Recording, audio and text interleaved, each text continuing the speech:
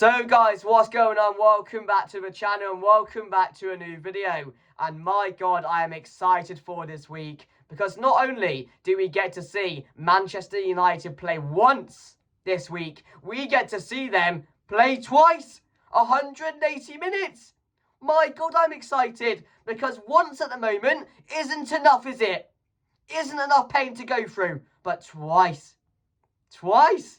My God, we are in for it this week, aren't we? Ipswich on Wednesday, FA Cup game against Fulham on the weekend. It's going to be a great week, or could be a great week. Has the potential to get Manchester United back on track in some sort of way. A win against Ipswich on Wednesday, it has to be a win. It has to be a win. You're telling me we can't beat Ipswich on Wednesday? There's problems, if you're telling me that. Because if we can't beat Ipswich, then who can we beat at the moment? Who can we beat? Please tell me. And then the game on the weekend is an important one for Manchester United. It's a massive game. It's the biggest game of the weekend in the FA Cup against Fulham. And we have to go and win that one as well. So hopefully we can use the Ipswich game as a bit of a confidence builder going into the FA Cup game.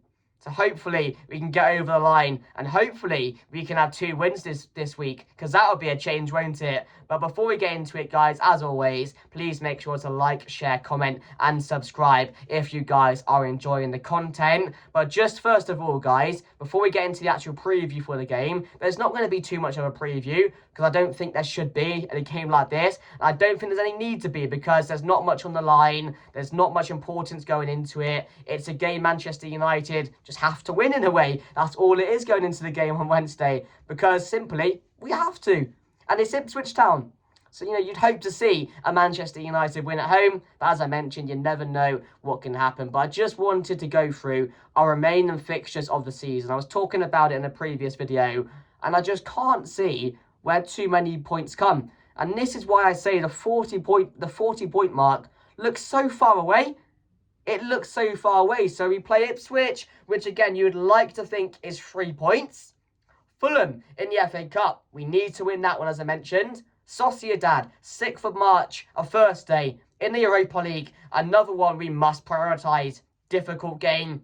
Sociedad have done this before and they feel confident to do it again. So that's a tough game. Then we take on Arsenal.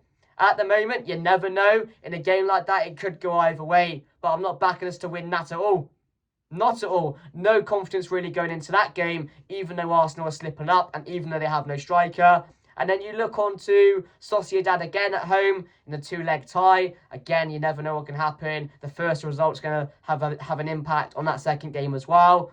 Then you take on Leicester City away. Ruud van Nistelrooy. You know what could happen there, don't you? You know what could happen there. But again, that has to be a win. Nottingham Forest away. No, I don't see us winning that one. Man City after that at home. Forget about that. City aren't really good. At the moment, they're struggling. But again, no confidence going into that. I know we beat them earlier on in the season. But again, I don't see it with the injuries. After that, Newcastle away. You see what I mean? You see what I'm getting at here? No chance we're going there and getting a result. Forget that one. No chance with the way they're playing. Wolves. By that time, Wolves could be in a bit of trouble. And God forbid that Wolves don't go and get a run going. Because we could end up 17th. Let alone stay in 15th. And move to 16th. We could end up 17th. And did they win on the weekend? Yeah, they won 1-0. They're going to get into a bit of form now, aren't they?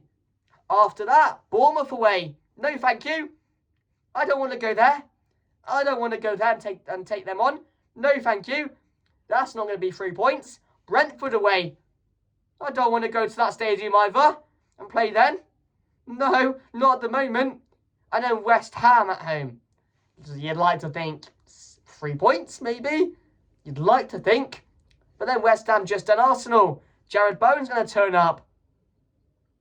Going to be tricky. Second to last game of the season. Chelsea away. And at that point, they could be a game or 2 off and they could be right in the thick of it in getting top 4. I don't want to play them if that's the case. I really don't. Away as well. Not looking forward to that one. And then final game of the season. Aston Villa at home. Marcus Rashford returns. Asensio, Rodgers, Watkins. No, thank you. No, that's going to be a bad game to end the season. Because you just know what's going to happen. Rashford's going to score on us. You can see it from a mile away. It's so far away, 25th of May. So far away, I don't want to see that. So that could be bad as well. And you go through all those fixtures. Someone tell me, where are we seeing the points? I see 9, maybe. 9. West Ham, Leicester and Ipswich. I maybe see a couple of draws in the other games, but no confident ones. That we can go there and get results. And this is what I mean about how difficult the final stretch of the season is going to be. And this is why we could genuinely end up 17th or 16th. Because other teams, they want it more at the moment. We're easy to play against. We're getting worse and worse.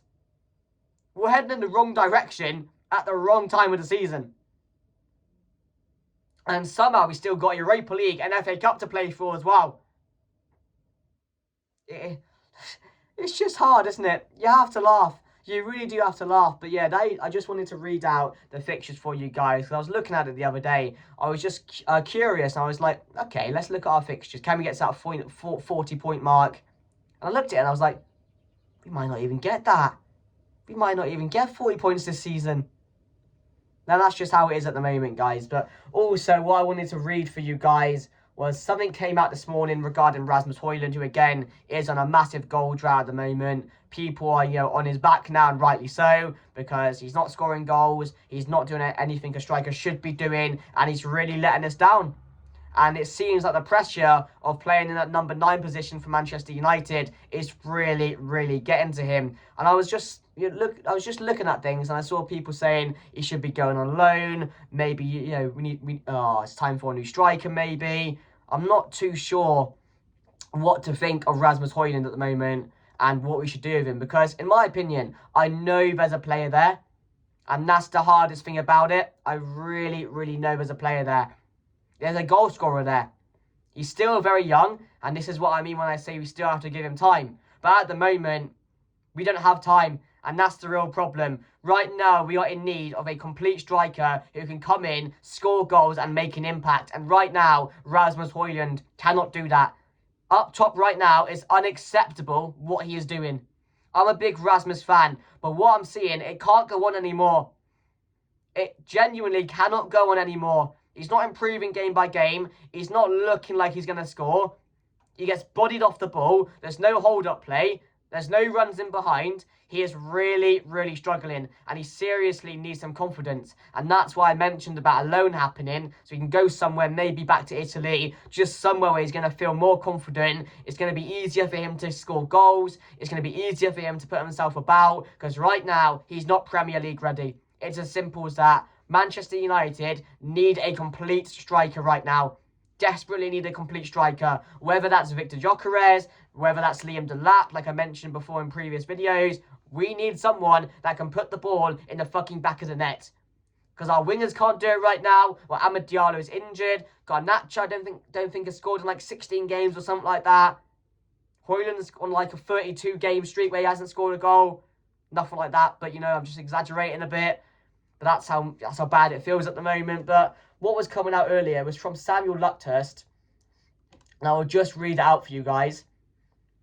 And I'm not surprised by this, but Manchester United coaches are losing patience with Rasmus Højlund. United sources maintain staff are encouraging Højlund during training sessions. And that was from Samuel Luckhurst. So maybe it is the beginning of the end for Rasmus at Manchester United. The 72 million buy that Manchester United will definitely now regret it if he cannot get anywhere near that amount for him. And the only way I can see us getting that amount is sending him on loan and having an impact, just like Rashford is doing, just like Anthony is doing. And maybe he can just start scoring goals again, because he's really, really struggling. And, you can also blame the player, but you can also blame the board and the financial side of things as well, because to pay that much is a joke in the first place. Should have never paid 72 million. But then again, to not have someone else there to replace him when he's playing bad is also been a massive problem as well. Because normally teams have that young striker like we do in Rasmus, but they also have a complete striker as well who plays games now and then, who can replace Rasmus, who can come in when Rasmus is playing bad. And we don't have that. We don't have that, and that's why it also goes to that, because we need someone like that. There's no competition there, and maybe that's why Rasmus feels the way he does, and that's why he's playing the way he does, because he knows he's going to keep his spot in the team week in, week out. And that's a problem as well, because you're never going to get better, you're never going to grow as a player when you have no competition, when you're in a bad spell. You need that reality check. You need that someone to come out and basically say to you, mate, you're playing shit. Let's watch this guy play, and he's going to teach you a few things. You also kind of need that at times, because that will make you a better player as well. When you know there's competition, when you know you're not going to start games, it gets to players. And the only way they improve is hard work and training, so they're back in the team. Is he doing that? I'm not even too sure at the moment.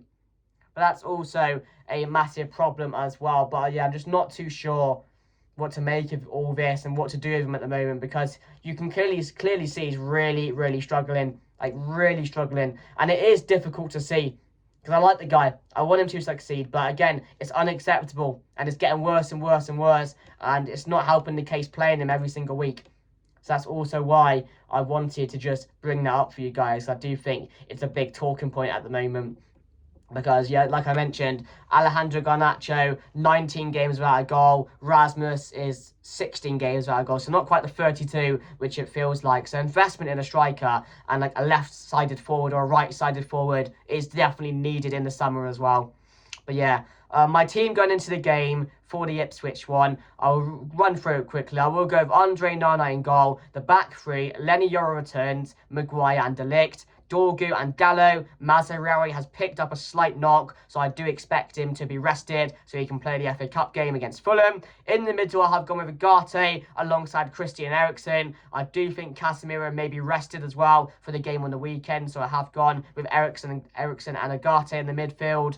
And then the forward line, I have gone with Bruno Fernandes, Joshua Zirkzee and Garnacho to play in this game as well. I was thinking maybe we can start Chido Martin, and it may be a bit bold, but I see no reason to do it. But I understand why the manager wouldn't start him in a game like this so early on in his career, when he's just, came into the first team. He's had a few minutes off the bench, and again, it's probably not best to throw him straight into the fire line, so I understand why he probably won't do that. But that's my team going into the game, guys. I would definitely drop Højlund now. I'd give Zirkzee a run of games. The combination of Zirkzee, Bruno and Garnacho were linking up really, really well on the weekend as well against Everton, especially in the second half. So I do want to see a bit more than that. But again, our whole team at the moment is just a complete joke. The mistakes aren't going away. The consistency is not there. The struggles are there for everyone to see. No athleticism, no intensity. There's no temper about the team. There's no hunger. There's no fight. And I just want to see that return. I really do. Because at least if we do all of that, it will give us a chance in games. But I just don't see it, guys. So thank you guys for watching. My score prediction, I am going to say Manchester United to... We have to win. You can't lose to Ipswich. If we can beat anyone, it's going to be Ipswich at the moment. So I'm going to go 2-0. I don't know why I don't think we will concede. But I just think 2-0 on the day. I'm going to go Bruno Fernandes and Garnacho to score. Yeah, that's what I'm going to say, guys. So, yeah, thank you for watching. Like, comment, subscribe. And I'll see you guys later. Goodbye.